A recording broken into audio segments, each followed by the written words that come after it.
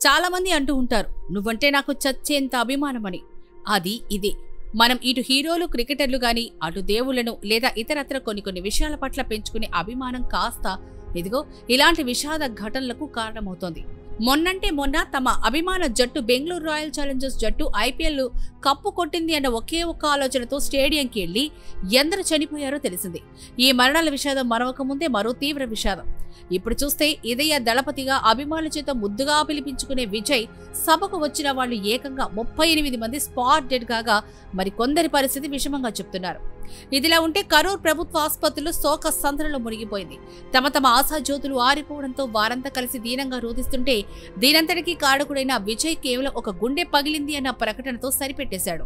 ఆ మాటకొస్తే మొన్నటి బెంగళూరు స్టేడియం ఘటనలో ఒక తండ్రి కొడుకును ఖననం చేసిన చోటు నుంచి కదలకుండా ఏడ్చిన ఏడుపులు ఇప్పటికీ కర్ణాటక వాసుల గుండెలను మెలిపెడుతూనే ఉన్నాయి.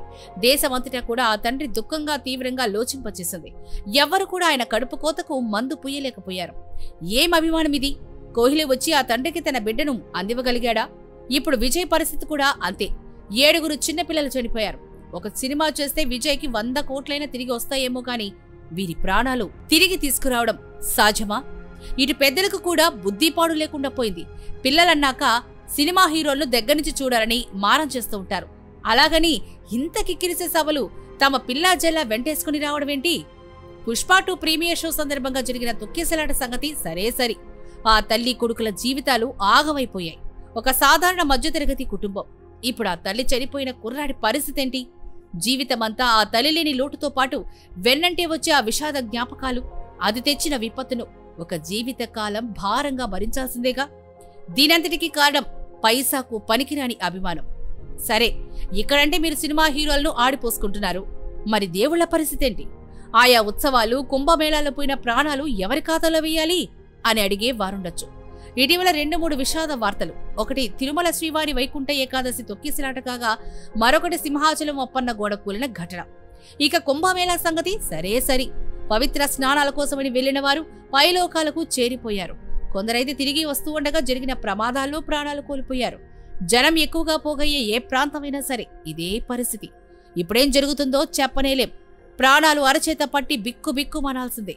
తిరిగి వస్తామన్న గ్యారంటీ లేదు. ప్రస్తుతం ఉన్న పరిస్థితిలో ఇంట్లో నుంచి బయటకెళ్లి తిరిగి రావడం ఏమాత్రం నమ్మకం లేని కండిషన్స్. సరే, ఇదంటే బతుకు పోరాటంలో తప్పదనుకోండి. ఏదైనా పని బడి లేదా ఆఫీసు, స్కూలు, కాలేజీలకు వెళ్లి రావడం అంటే తప్పనిసరి పరిస్థితి.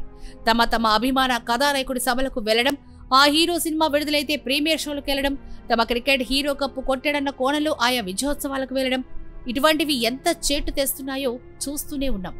ఏవైనా కూటికొచ్చేదా గుడ్డకొచ్చేదా? అయినా సరే మనసే ఆగదు. అక్కడికెళ్లి ఏదో చూసేయాలన్న తాపత్రయం, వెంపర్లాట వెరసి ప్రాణాల మీదకు తెస్తోన్న పరిస్థితి. ఆపై దైవ దర్శనాలు, కుంభమేళాలకు వెళ్లడం, ఇదే ఒకరొచ్చి చెప్పేదేం కాదు. ఆ మాటకొస్తే అక్కడికి వెళ్లాలన్న రూలు కూడా ఏమీ ఉండదు. టీవీలోంచి చూసినా సరిపోతుంది కదా. ఆ దేవుడు ఇందుగలడు అందులేడు అన్న సందేహం లేదు. సర్వాంతర్యామి. ఇంట్లో నుంచి కొలిచినా ఇవ్వాల్సిన ఆశీస్సులు ఇచ్చేస్తాడు. కానీ 100 ఏళ్ల తర్వాత వచ్చే కుంభమేళా అని ఈరోజు దర్శనం చేస్తే మనకు నేరుగా వైకుంఠ ప్రాప్తే అని ఇలా ఆయా ప్రవచన కర్తలు చెప్పింది విని వెళ్లిన వారి జీవితాలకు పుణ్యం రాకపోగా ఆయా కుటుంబాల్లో ఒక జీవితానికి సరిపడ విషాదం మాత్రం ఎదురవుతుంది. వేలం వెర్రితనం తలకెక్కి పిచ్చి పైత్యం ఎక్కువయ్యి ఇదిగో ఇంతటి తీవ్ర విషాదాన్ని కొని తెచ్చుకోవడం మాత్రం నిజంగా చాలా బాధాకరం. ఇప్పటికీ ఎన్ని ఘటనలు పునరావృతం అవుతున్నా వాటిని గ్రహించలేకపోవడం మాత్రం బాధాకరమేనంటున్నారు పలువురు సామాజికవేత్తలు.